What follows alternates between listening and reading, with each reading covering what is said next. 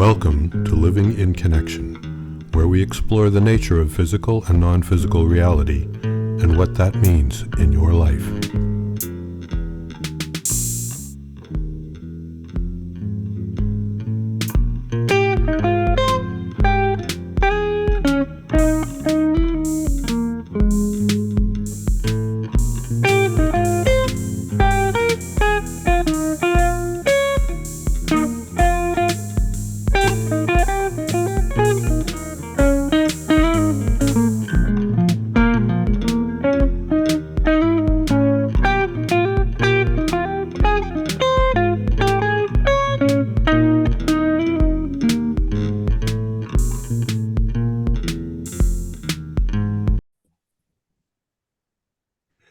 Hello and welcome again. I'm Dirk Dunning. I'm Frank DeMarco, and we're about to And have. today we decided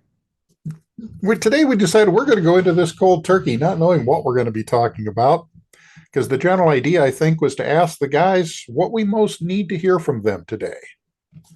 And although that seemed like a crazy idea to Dirk at first, I thought, well, this is what I do every morning, or every morning that I do a session. So let's see. Of course, they say the better the question, the better the answer, and we don't have a question. So we'll fall back on my original. If I had enough sense to know what I should ask, what would I ask this morning?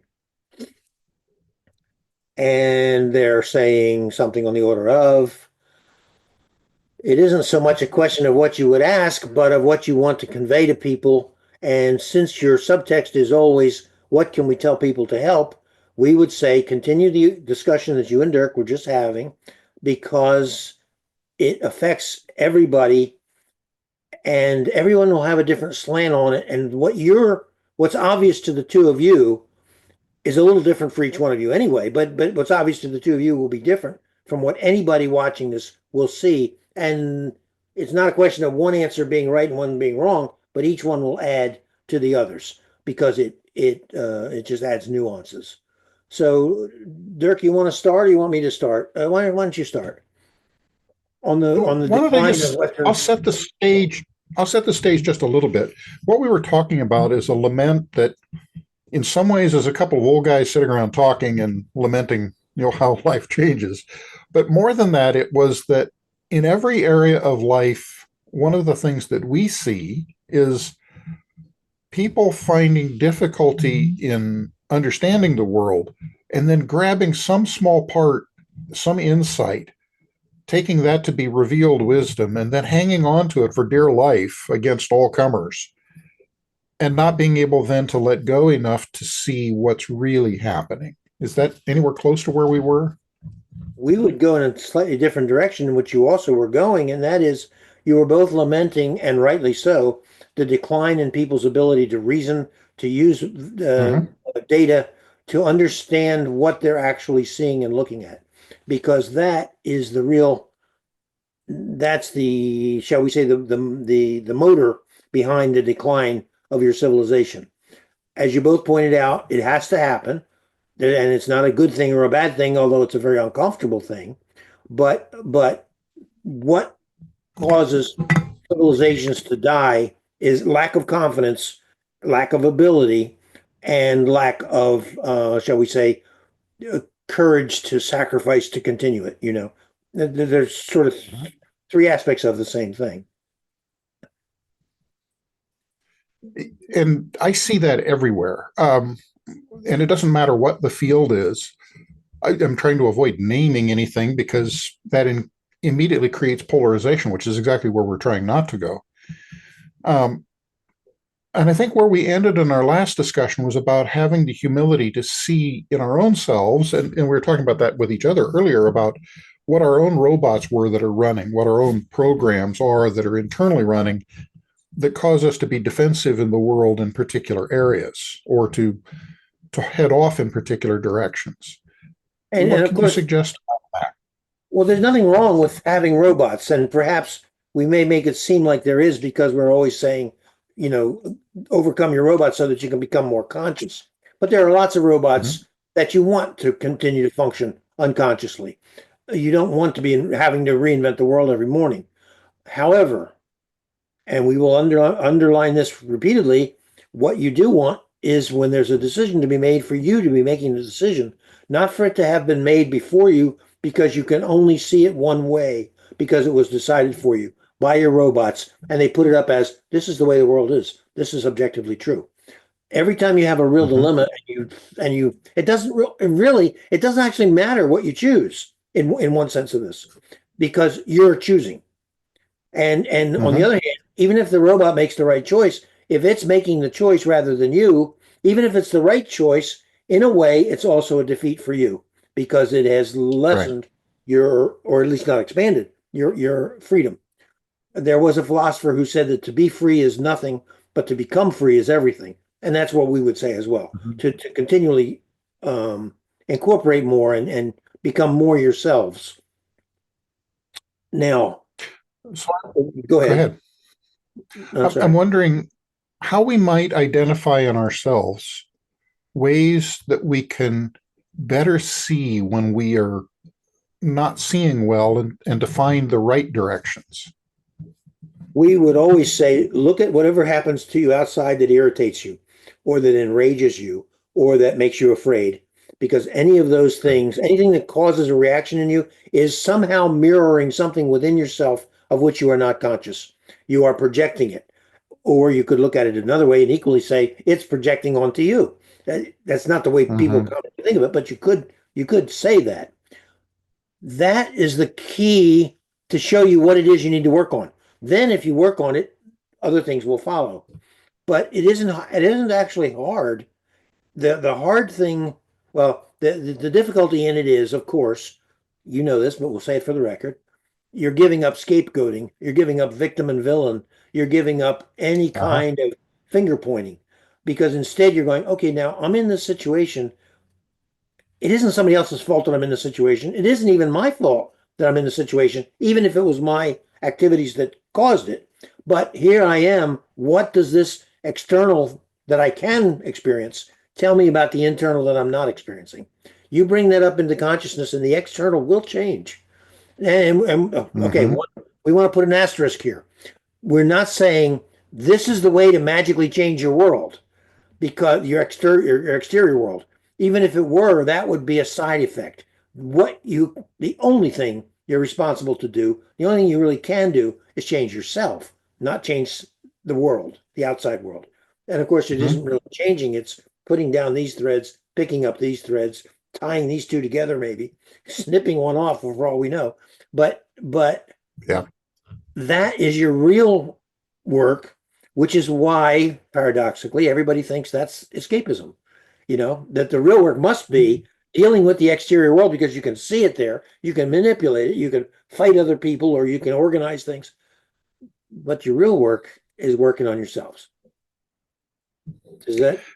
And we've talked before, and I hope we will talk here again later in a bit about how we can, in changing ourselves, project into the world all the positive things that we want to occur. But for the moment, where I'd like to see if we can stay is it's very difficult sometimes to realize when you're caught in the moment in 3D that you're caught in the moment, that you are having these reactions. And how can we best recognize that in ourselves to help figure out that we have this mirror that we need to be looking at? Well, the simple answer, although it's not always easy, is you have to cultivate the habit of self-reflection. And if you make a habit of looking to see what you're doing and how you're affecting yourself, if you make a habit of doing that when things are going well, then when things are going ill, you may remember to do it as well, which will tell you things. Now, you wanted to go on to the other a little later, but let's just add this one thing. When we're talking about changing yourself and that changing the world, what it's going to change is not exactly the world. It'll change how you receive the world. It'll change your experience of the world. So that sounds, we suppose that sounds like an evasion, but it really is it's much truer to life to say it that way. You won't be able to stop the war in, wherever the war happens to be at the moment. And you won't be able to cure poverty or you won't even be able to hex your enemy, or if you were stupid enough to try to do something like that. But what you will do is you will magnetize a different part of the total reality to what you recognize. Most of what goes on around you, you don't know, and don't need to know. Mhm. You know the part that affects you. You'll change which part affects you, and it may be that, oh, we'll drop it at that. Then let's just leave that much. Well, I think for myself, one of the things I recognize is if I become stern inside myself, it's one kind of emotional or logical reaction to some external event. Those are Mhm. times I turn and question my own beliefs about, okay, what caused me to go rigid here? Why did I do this? Mhm. Others, I think, are less obvious, where the emotion is not strong or the logical reaction is not strong. Are there ways we can better recognize those? Well, you could add another way, which is looking at something and saying, in what way do I sometimes act like that without knowing it? Because that can lead you to very, very interesting. It brings things from a subterranean to a visible level, and that's the whole game. As soon as it's visible, assuming I mean, we're assuming several things, but they're good assumptions that you have integrity, that you have intent, that you're trying to be conscious, that you want to increase your effective consciousness. Given all of those things, as soon as something becomes visible, that's more clay that can be molded. You can't do anything with it until it's visible. Mhm. And so But you where see, then do we take that next? well, but you see, that's really simple in conception, but it's not complicated. It's not intense either. What's the right word? It's prolonged in execution. Mhm. You don't do it in 10 seconds. You might not do it in 10 years, but over time, as you continue to do it, you be ideally you become more and more conscious because more and more of what was unconscious has been projected from the outside, and you've recognized it, dealt with it, and transmuted it. And from being a drag on you, it becomes a positive. And by the way, we've never said this perhaps. Say there's something going on within you, and a robot has tweaked it in a certain direction. You bring it up into consciousness and you change it the way you want. There's no reason why it can't go down and become a reprogrammed robot that now works in your favor. You don't want to have to Right. hold everything in your life in your consciousness. You couldn't if you had to. But what you do want is to look at the things and say, no, I want you to do this and not that. I am now this age. I am not 10 years old. I am no longer 20 years old. This is no longer appropriate. I've changed my mind, etc. So Mhm. we don't want to smear the robots. The robots are also doing their work as well. Think of them as Well, and that's white. where I was hoping to have you go is, we have the initial reaction, whatever it is. We bring it to consciousness, we recognize it, we correct the action in the moment. That solved, perhaps, to some degree, the current issue. But where I was going or trying to lead to is we now need to create some way to recognize that this is an ongoing thing and make it institutional, if you will, which you talked about with the robots. Yes, you want to correct the tendency, not any specific occurrence of the tendency. That's correct. Right. And you see, this is using the robots as they should be used because once you have them programmed correctly, then they're working automatically. It's not taking any toll out of your consciousness. And if it becomes inappropriate, you can always call them up and change them again, as long as you remember that they were there.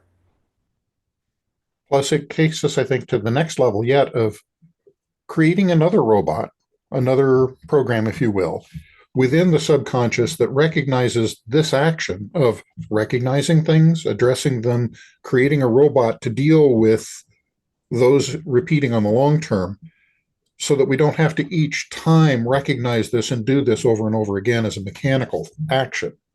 We think Is that that you right? could probably do that just with what we would call intent.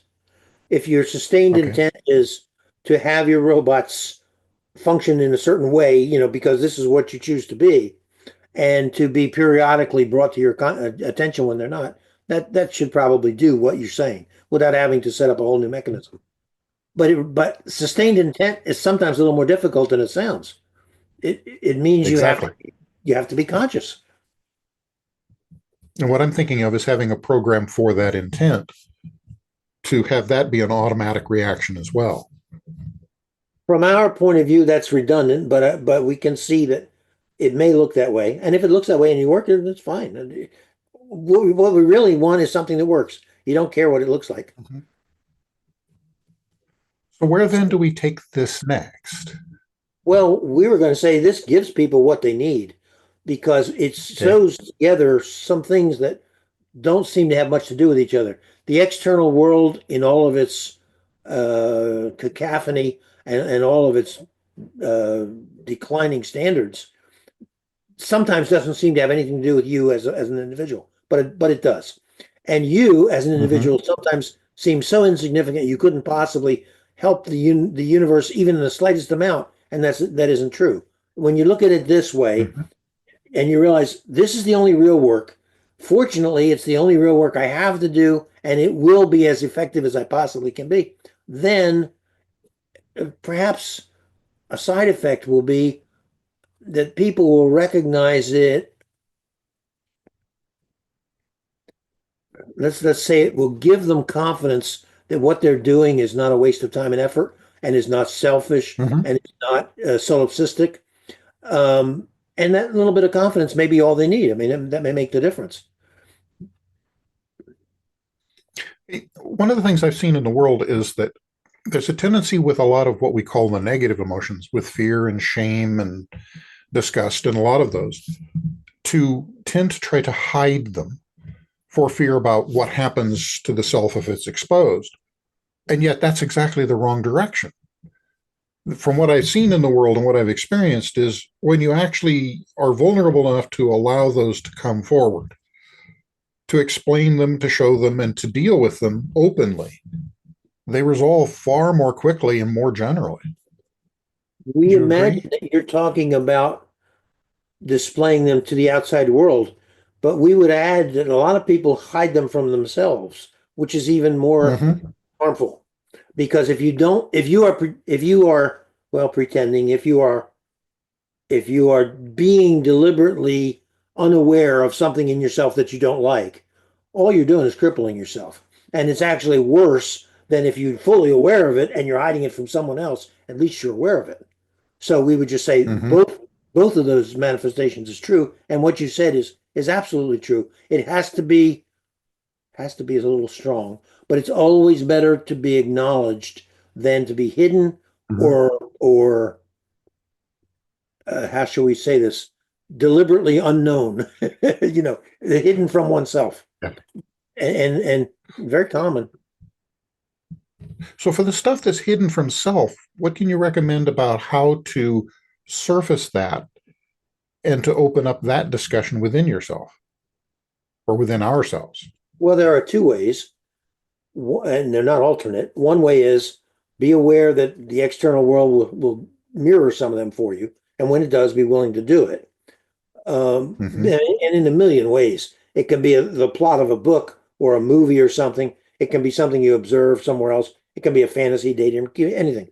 But that's one way, is to use the mirrors as they pop up. And the other way is to have, again, sustained intent.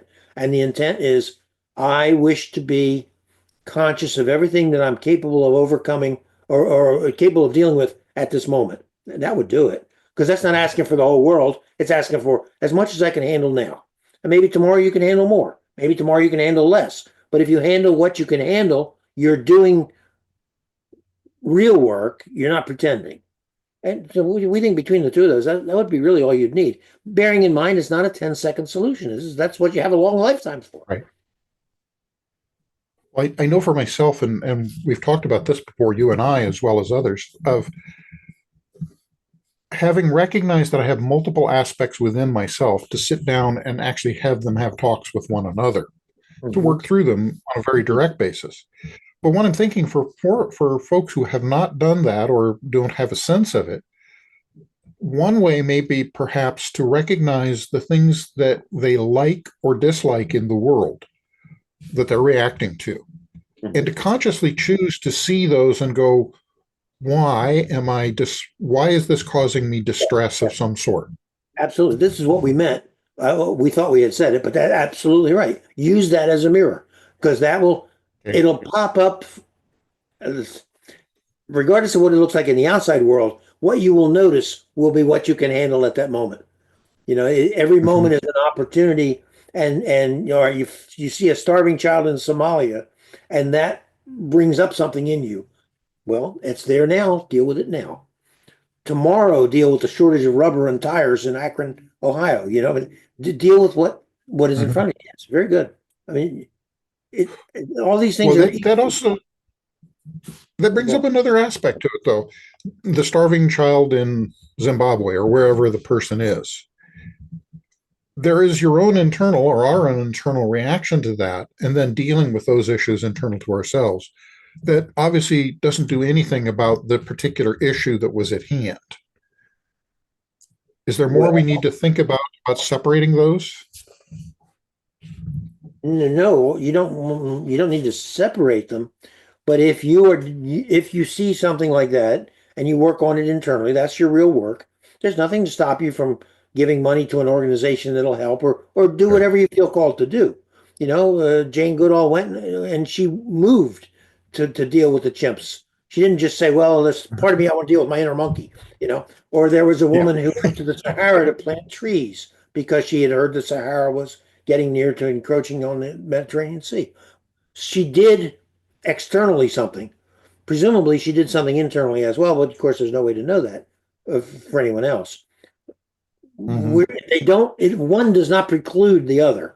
It's better if you Right. can do both. I think the other part to that is something I recognize doing energy work over the years is in many cases, I would help somebody with some issue, and then I would end up forgetting to disconnect energetically from them. And I would carry that issue over the coming days until I finally realized, why does my shoulder hurt, as an example? Mm. And as I thought back on it, recognizing it wasn't my shoulder, it's theirs. And when I could finally recognize that and realize this is not mine, I could then let that link fall away or disconnect it. And I think in the case of starving children someplace else in the world, there are cases where that may be so important to any particular person that you go, as you were saying, and deal with it directly yourself.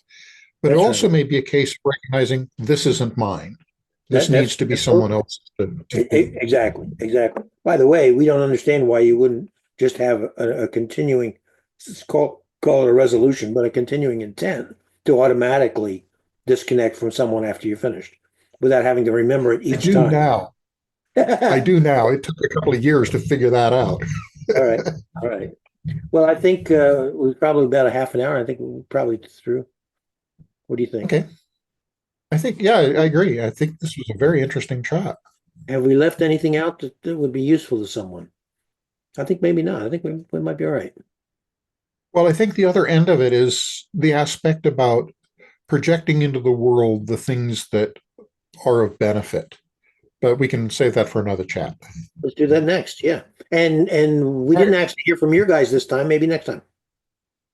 Maybe. Okay. All right. Thank you very much. Yeah. All right. Take care.